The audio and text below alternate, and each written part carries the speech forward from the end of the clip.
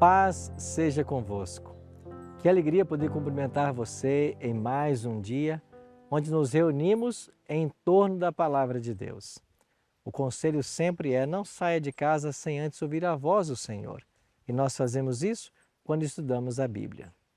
Todas as sextas-feiras, nós vamos ter agora um estudo bíblico. Sexta vai ser o dia do estudo bíblico. E nós vamos seguir esse guia aqui, Ensinos de Jesus. E eu quero convidar você a solicitar esse guia. É um presente do programa. A gente leva na sua casa, você que mora no estado de Santa Catarina, para acompanhar todas as sextas os temas desse guia. Você pode pedir esse guia pelo nosso site, ensinosdejesus.tv. Você entra, preenche um formulário, colocando os seus dados postais e nós levaremos até a sua casa. Ou então, você manda uma mensagem para o nosso WhatsApp, 48 3281 3075, tá bem? Repetindo, 48 3281 3075.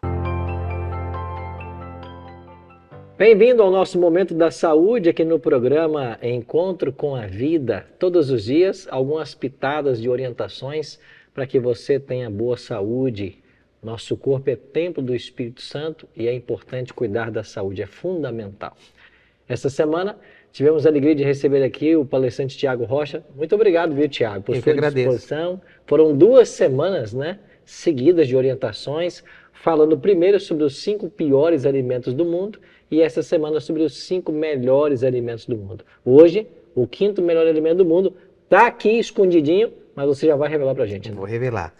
55 milhões de pessoas no Brasil sofrem com uma doença letal e mortal. Metade delas não sabe que tem, que é a pressão alta. Pressão alta? Pressão alta. Esse alimento é o melhor alimento para pressão alta já descoberto na natureza, batendo o princípio de Hipócrates, pai da medicina, que o teu alimento seja o teu remédio e o teu remédio seja o teu alimento. Esse alimento é um remédio. Quem tem pressão alta precisa disso? Precisa. Vou explicar um pouquinho e vou mostrar ele aqui. Vamos lá. É o pepino. O pepino. O pepino não tem nada na natureza, nem proximal, nem similar ao pepino para pressão. Por quê? Porque existe uma briga contínua na pressão arterial sobre sódio e potássio. Potássio, sódio, sal, potássio.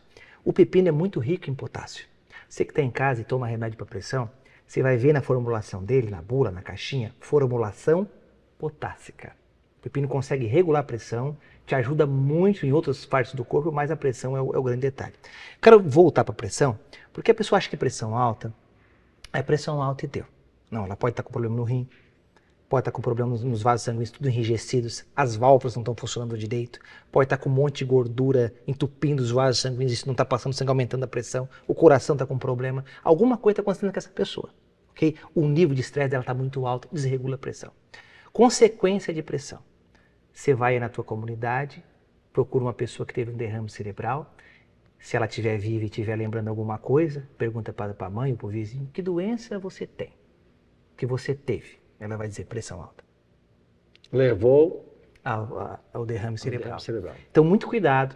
O pepino é o alimento que mais regula a pressão no mundo. Posso ensinar como é que faz em casa? Claro. Isso é interessante. Alguns usam ele sem a casca, outros com casca. Isso, eu vou ensinar. Pepino não pode ser temperado. Tem alimento que não pode ser temperado, nem com limão, nem com sal. Ele retém o líquido, o sal retém o líquido do pepino e acaba ficando indigesto. Tem pessoa que passa mal, volta muito o pepino. Você vai pegar esse pepino, corta ele, tira a casca dele, corta em rodelas. Esse pepino é muito grande, né? Você corta um pedacinho desse tamanho assim desse pepino. Então tira a casca. Tira a casca dele, pega só o pepino.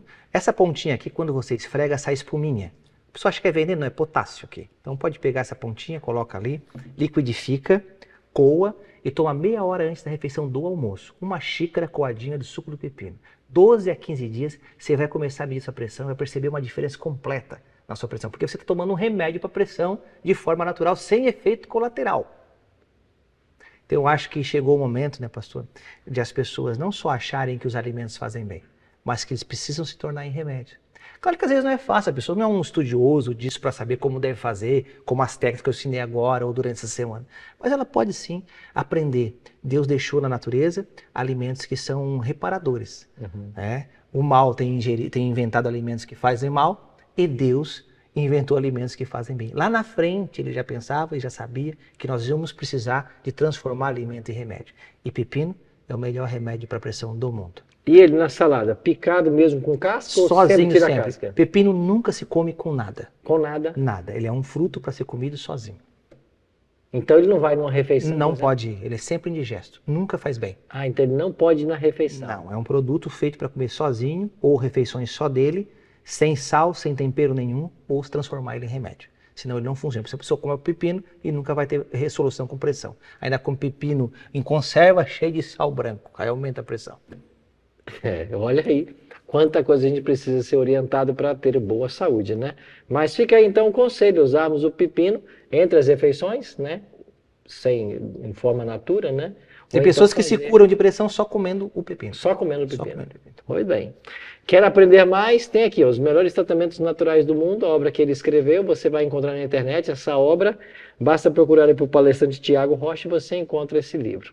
Tiago, muito obrigado por esses dias que você passou com a gente, por tantas orientações boas e especiais, tá bem? Eu que agradeço. Volta outra vez aí para outros temas? Olha, estamos aí. Tá bom. A gente vai agora para o momento então da oração intercessora e o Tiago volta mais à frente para trazer mais orientações para a gente. Olá amigos do Encontro com a Vida, que alegria estar com vocês em mais um dia e hoje é sexta-feira, último dia da semana. Para mim foi um privilégio acompanhá-los ao longo dessa semana e hoje eu quero fazer um convite muito especial para você. Amanhã é dia de culto em todas as nossas igrejas. Há uma igreja adventista aberta e perto da sua casa. Se você tem o desejo de participar conosco, orar, conhecer um pouco mais da Igreja Adventista do Sétimo Dia, eu quero fazer esse convite. Há um site em que você pode encontrar o endereço da igreja mais próxima na sua casa. Há também um aplicativo. Tanto o site como o aplicativo chamam-se Encontra-se uma Igreja. Ao você acessar tanto no site quanto no aplicativo, você vai encontrar uma igreja pertinho aí da sua casa, tem o nome do pastor, o contato dele. Você pode entrar em contato, inclusive, e marcar para encontrar o pastor aí na igreja no dia de sábado. Ok? Então, seja bem-vindo a estar conosco em uma de nossas igrejas. Temos aqui alguns pedidos, eu lembro, não deixe de mandar seus pedidos e agradecimentos até o programa. Nós temos o site aqui, temos o Instagram, para que você entre em contato e você abra o seu coração para falar conosco. Aqui, por exemplo, hoje a Luzenira Rodrigues Ribeiro, ela entrou em contato conosco pedindo oração por sua saúde física e por sua saúde espiritual. Luzenira, muito obrigado pelo seu contato, viu, querida? O Gabriel Marques também, ele faz um pedido aqui muito especial, que Deus afaste dele o espírito de contenda na sua família. Ele assiste todos os dias o programa e ele diz aqui, tem sido uma bênção. Que bom, Gabriel, que você entrou em contato. E você fez um pedido muito especial, para que Deus apazigue as coisas aí na sua família. Você sabe que conflitos familiares existem, fazem parte da nossa sociedade. E muitos deles parecem não ter solução. Eu lembro de uma história de um garoto que brigava constantemente com o pai. E cada briga parecia se avolumar mais e as consequências eram cada vez maiores. E chegou um momento em que a relação do pai e do filho ficaram insustentáveis. Então um dia o filho, numa dessas brigas, juntou todos os seus pertences, fez a sua mala e saiu de casa. Foi morar numa cidade vizinha. Nunca mais, durante anos, teve contato com seu pai. No entanto, a mãe o visitava. A mãe mandava cartas. A mãe todos os dias queria falar com o filho. Ela tinha tantas saudades, tanto carinho, tanta vontade de tê-lo em casa novamente. Mas ele, distante, nunca mais foi à casa do pai e da mãe. Eles se encontravam no centro da cidade, ele e sua mãe, às vezes juntos eles almoçavam, jantavam, e assim foi durante anos. Pequenas horas, dentro de um mês, durante meses, alguns minutos apenas eram dedicados à mãe. Um dia, alguém ligou para o vizinho e o recado chegou até esse moço. E o recado chegou da seguinte maneira: olha, venha para casa agora, tua mãe não está bem, tua mãe está doente, ela está em cama, ela pode não sobreviver, venha logo. E ele então rompeu todos os seus preconceitos, tomou o primeiro ônibus em direção à casa. Quando chegou em frente à casa, havia já uma multidão diante dela. Muitas pessoas, amigos, familiares estavam ali. Ele subiu as escadas em direção ao quarto da mamãe. Quando ele abriu a porta, ele viu a mãe na cama. Nos seus últimos suspiros, seus últimos minutos de vida, ele pensou, que bom que eu cheguei a tempo. mas olhar para o lado da porta, quase que atrás da porta, meio até que se escondendo, estava o pai. Naquele momento, o seu arqui-inimigo. A mãe então chama o pai e o filho. Ali, junto ao lugar onde ela estava deitada, ela toma a mão do pai, junto à mão do filho, coloca sobre o seu peito, dá seu último suspiro e ali ela padece.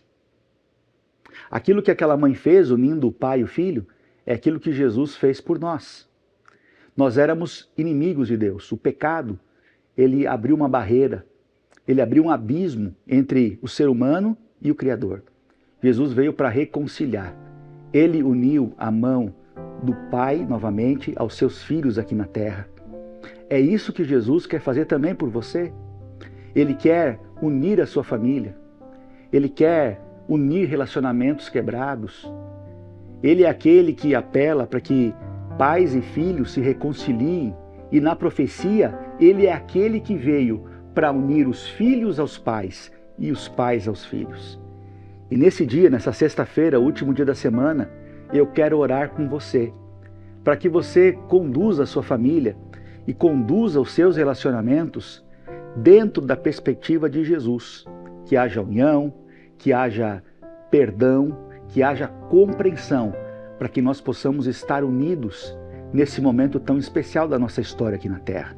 Bom, lá em Eclesiastes capítulo 9, está escrito assim: tenho refletido sobre todas as coisas para chegar à seguinte conclusão: os justos, os sábios, com seus feitos estão nas mãos de Deus. Que possamos estar nas suas mãos nesse dia. Tenha um bom final de semana e agora eu gostaria de orar com você. Vamos orar?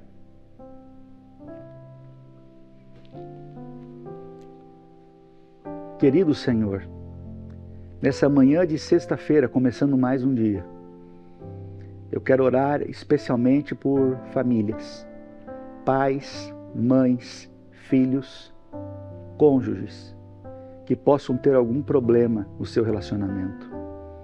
Jesus tem a solução para relacionamentos quebrados. Ele veio unir o Pai, o Criador, aos seus filhos aqui na terra. Portanto, Senhor, una essas famílias. Conceda perdão, misericórdia, graça, para que todos estejam uns com os outros em harmonia, nesse tempo de tanta separação, num tempo em que o ser humano, ele pisa na lua, mas não consegue se comunicar com alguém dentro da própria casa. Um mundo em que o homem criou tantas tecnologias, mas está cada dia mais distante. Que nós possamos receber Tua bênção, que tenhamos um feliz final de semana, em nome de Jesus. Amém.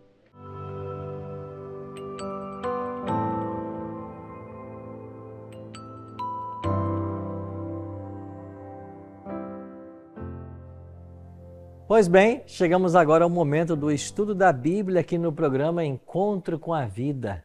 Como eu já disse para você, todas as sextas-feiras é o dia do estudo bíblico. Não vai ser diferente hoje. Nós vamos dar sequência ao nosso guia de estudos Ensinos de Jesus. Esse guia é um presente do programa para você. Se você quiser esse guia impresso para poder acompanhar em casa todas as temáticas que a gente estuda aqui na sexta-feira, você pode solicitar esse guia impresso. É um oferecimento para todos os moradores de Santa Catarina. Você pode pedir o guia através do nosso site, ensinosdejesus.tv, ou você pode solicitar pelo WhatsApp, no número 48 3281, se eu ver o telefone, 3075. 3281 3075 é o nosso número de WhatsApp. Você que está fora de Santa Catarina, você pode fazer esse mesmo estudo pela internet, no nosso site bibliamais.com.br, tá bem? Lembrando que amanhã, sábado, você está convidado a visitar uma igreja adventista bem pertinho da sua casa, tá bem? Todos os sábados às 9 da manhã, nós temos um encontro para adoração e você é o nosso convidado para participar. Ao longo do programa, nós vamos colocar aqui também vários GCs dos nossos espaços Novo Tempo. São ambientes onde esse tema também será estudado. Veja aí qual é o endereço mais próximo da sua casa e venha estudar esse tema com a gente todo sábado às 9 da manhã. Agora, para você que mora na Grande Florianópolis, eu tenho um convite todo especial. Todos os domingos, às 8 da noite, eu estou estudando esse assunto numa igreja aqui em São José. E eu quero convidar você, da Grande Florianópolis, a vir estudar esse tema comigo. Ele acontece sempre aos domingos, às 8 horas da noite, na Igreja Adventista da Beira-Mar, São José. O nosso endereço fica ali na rua Joaquim Vaz, 1506, bairro Praia Comprida, tá bem? Joaquim Vaz, 1506, na Praia Comprida, ao lado da Renault Nissan. Agora, para você participar desse estudo presencial, eu peço uma gentileza sua. Se inscreva no site para nós podermos manter o controle sobre o nosso auditório, tá bem? O nosso site é ensinosdejesus.tv. Nesse site, você se inscreve então para participar desse estudo presencial na Beira-Mar São José, tá bem? Você é o nosso convidado. Hoje vamos dar sequência aos nossos estudos. Semana passada estudamos o primeiro tema, o que Jesus ensinou sobre as Escrituras. E o tema de hoje, o que Jesus ensinou sobre a salvação. Chegamos à nossa segunda lição do nosso guia de estudo. Mas antes de avançarmos, quero convidar você para orar e pedir a bênção de Deus para o estudo que teremos agora. Ora comigo? Nosso Pai Celeste, muito obrigado por estarmos reunidos mais uma vez na Tua presença para estudarmos o Teu livro sagrado. Queremos compreender a Tua vontade para a nossa vida. Por isso, Pai, nos abençoa mais uma vez. Queremos convidar o Deus Espírito Santo que seja o nosso professor e que Ele nos faça entender as verdades que esse livro revela para todos nós. Oramos em nome de Jesus. Amém. Pegou sua Bíblia já? Vamos então estudar o que Jesus ensinou sobre salvação. Quando falamos em salvação, talvez a pergunta mais lógica que surja é: eu preciso ser salvo? Mas salvo de quê? Bom, a gente fala em salvamento quando uma pessoa está se afogando, quando uma pessoa está numa situação delicada, passou por um acidente, aí precisamos fazer um salvamento. Agora, as pessoas em geral, o mundo, precisa de salvação, mas precisa ser salvo de quê? Bom, essa é a pergunta que nós iremos responder hoje. Eu queria começar falando para você a respeito de um tempo, lá na eternidade, onde você tinha Deus Pai, Deus Filho e Deus Espírito. Todos os anjos adoravam a Deus na beleza da sua santidade. Houve um tempo na eternidade onde Deus o Pai, Deus o Filho e Deus o Espírito Santo, eles estavam ali sendo adorados por seres celestiais que eles haviam criado. E agora, a divindade também tomou a decisão de criar o ser humano, o homem, conforme a sua imagem e semelhança. Quando vamos para o livro de Gênesis, nós entendemos esse princípio. Tudo começa na Bíblia dizendo: no princípio, Deus. Lá estava Deus no princípio. Deus é a fonte, é a origem de todas as coisas. E houve um momento que então Deus resolve criar Adão e Eva, criar o homem. Para que esse primeiro casal pudesse ser integrado à família celestial, eles precisavam passar por um teste. Gênesis 3,16 registra qual é esse teste. A Bíblia diz assim: e o Senhor Deus lhe deu esta ordem: de toda árvore do jardim comerás livremente, mas da árvore do conhecimento do bem e do mal não comerás, porque no dia em que dela comeres, certamente morrerás.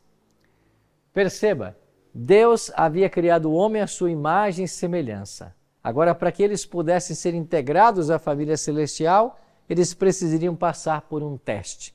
Esse teste era não comer do fruto da árvore proibida. O livro de Gênesis relata duas árvores por nome, esta e a árvore da vida, a árvore à qual eles tinham livre acesso. Mas desta árvore eles não poderiam comer. Bom, você conhece toda a história. Adão e Eva se afastaram de Deus, comeram do fruto proibido. O pecado entrou em nosso planeta. Jesus disse que se eles comessem, eles morreriam. E agora a humanidade estava fadada à morte eterna. Todos nós, quando nascemos pecadores, nascemos fadados à morte. Só que Cristo veio para resolver então o problema do pecado. Nós vamos ver aqui em Romanos 5,12 que Paulo diz assim: portanto, assim como por um só homem entrou o pecado no mundo, e pelo pecado a morte, assim também a morte passou a todos os homens, porque todos pecaram. Todo ser humano nasce em pecado, mas Cristo veio como o segundo Adão, e através dele nós podemos ter vida. Quando falamos em salvação, é disso que estamos falando. Sermos salvos da morte eterna. Morte esta que é o salário do pecado. E por causa dos pecados de nossos primeiros pais e dos nossos pecados, nós também estamos condenados à morte. Mas graças à morte de Cristo, nós podemos ter vida e vida eterna. Então a palavra de Deus nos ensina que Cristo veio para solucionar o problema da humanidade. Um plano foi estabelecido para a salvação do homem. E em João 3,16 nós temos esse plano. João escreveu: porque Deus amou o mundo de tal maneira que deu o seu Filho unigênito, para que todo aquele que nele crê não pereça, mas tenha a vida eterna. Essas são palavras do próprio Jesus Cristo a Nicodemos. Lembra dessa história? Em João capítulo 3, Nicodemos vai em busca de Cristo e ele consegue uma entrevista à noite. E ali, na sua conversa, Jesus declara para Nicodemos: Nicodemos, o Filho do Homem veio para salvar o perdido. O Filho de Deus veio enviado do Pai, para que todo aquele que nele crê não pereça, mas tenha a vida eterna. Aqui é colocada a condição para a nossa salvação. Nós precisamos crer. Quem não crer vai perecer, mas aqueles que creem em Cristo como Salvador pessoal, um dia, quando Ele voltar, receberão a vida eterna. É disso que nós precisamos ser salvos. Salvos da morte. E é Cristo quem nos salva. Ele mesmo, em João 12,47, definiu sua missão nas seguintes palavras: se alguém ouvir as minhas palavras e não as guardar, eu não o julgo, porque eu não vim para julgar o mundo, e sim para salvá-lo. Sim, Jesus definiu sua missão como aquele que veio para nos salvar. Eu e você precisamos entender hoje que só em Cristo pode haver salvação. E quando nós cremos nele e o aceitamos como nosso Salvador pessoal, a vida que ele tem de crédito por ter morrido sem nunca pecar, ele agora nos entrega, nos dá. E é assim que nós podemos ser libertos da condenação do pecado, exclusivamente através de Jesus Cristo. A palavra de Deus ainda diz sobre esta maravilhosa obra que Jesus fez na cruz. João declara: assim como o Pai me conhece a mim, e eu conheço ao Pai, e dou a minha vida pelas ovelhas. Sim, a linguagem usada aqui por Jesus Cristo é que Ele é o nosso bom pastor. Nós somos suas ovelhas. O bom pastor dá a vida pelas suas ovelhas. Foi precisamente o que Jesus fez por todos nós. O apóstolo Pedro também escreveu: carregando ele mesmo em seu corpo sobre o madeiro os nossos pecados, para que nós, mortos para os pecados, vivamos para a justiça. Por suas chagas fostes sarados. E Pedro resgata nessa última frase a expressão usada pelo profeta Isaías, lá no capítulo 53. O capítulo 53 de Isaías é um capítulo messiânico, fala a respeito do sofrimento do Messias. E lá Isaías declara que Jesus seria levado como um cordeiro ao matadouro e como ovelha muda ele não abriria a sua boca.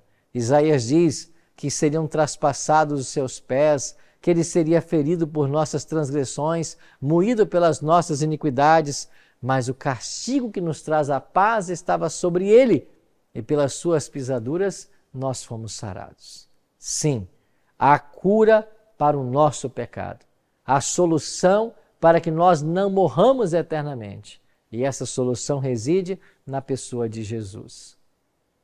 Hoje, nós precisamos entender a grande verdade que todos nós estamos fadados à morte eterna, a menos que o aceitemos como Salvador pessoal.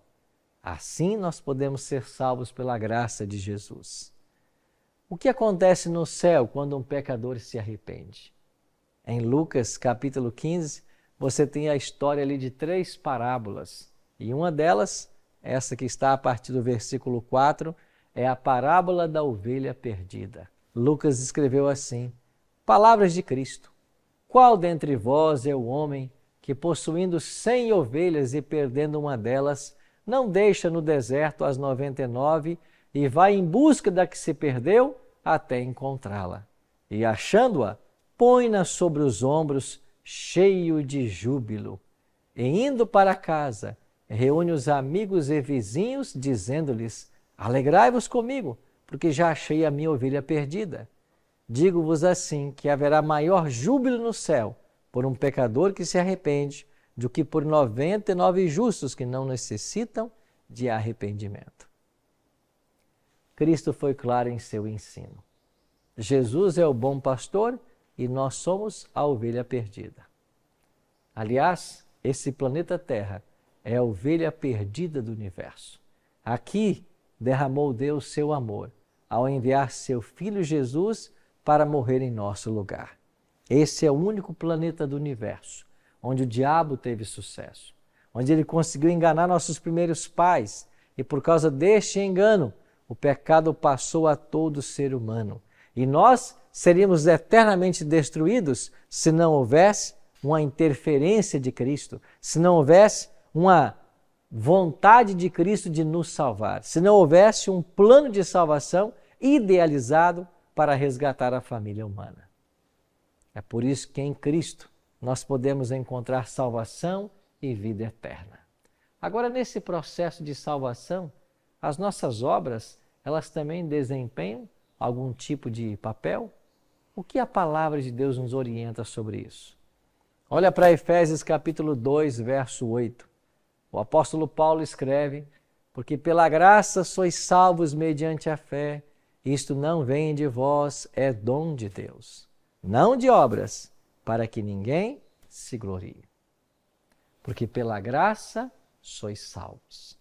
Nós somos salvos exclusivamente pela graça. O que é graça?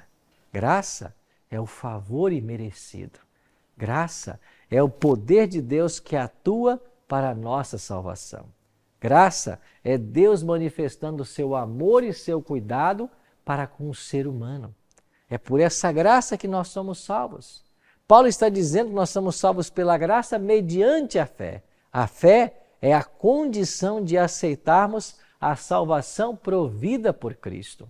Quando nós aceitamos o dom de Cristo, nós aceitamos a salvação. Paulo ainda diz: isso não vem de vós, é um dom de Deus, é um presente de Deus.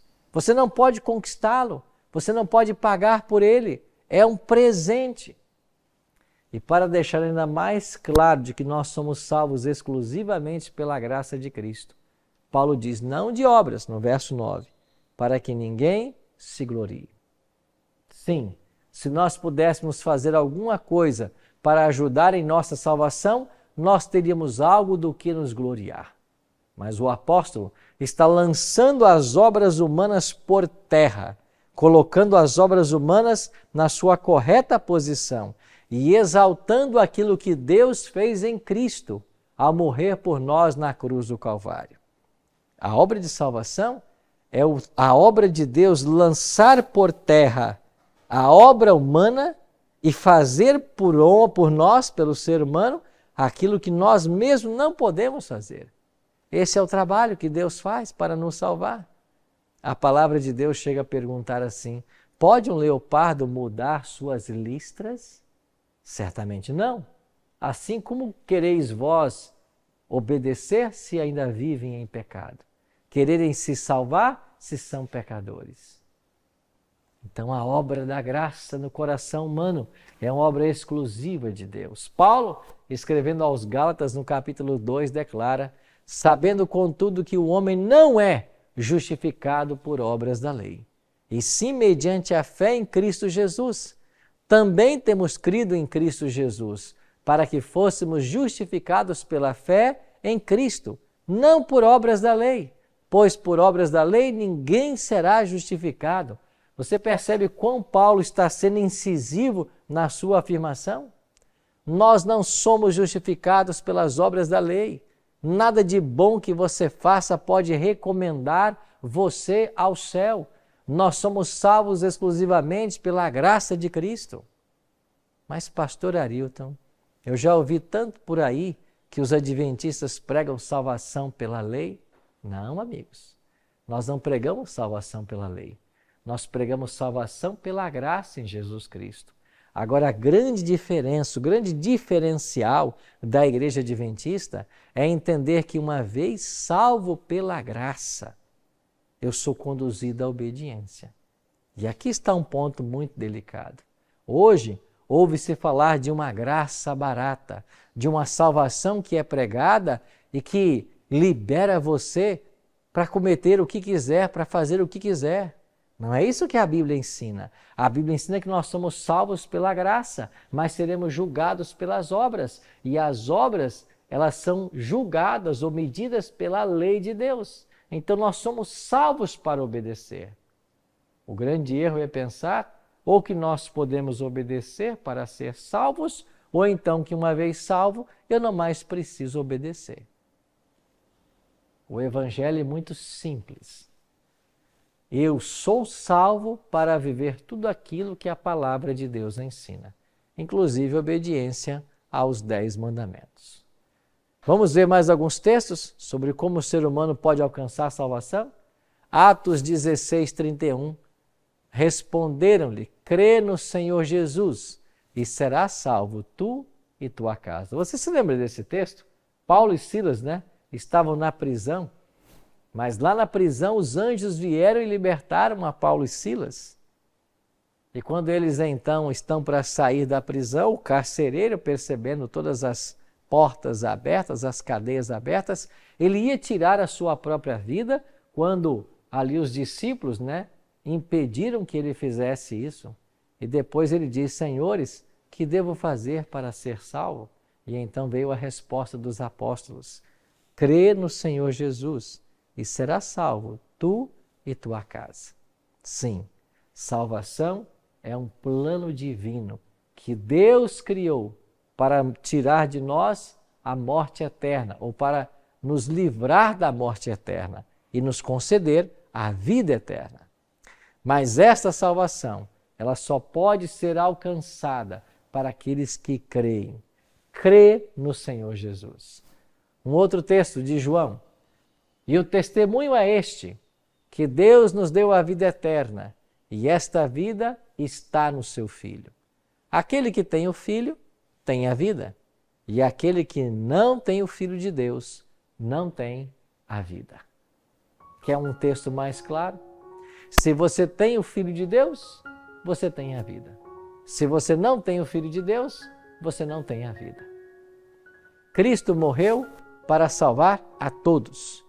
Mas nem todos querem ser salvos, porque nem todos estão aprendendo sobre o plano da salvação e vivendo esse plano.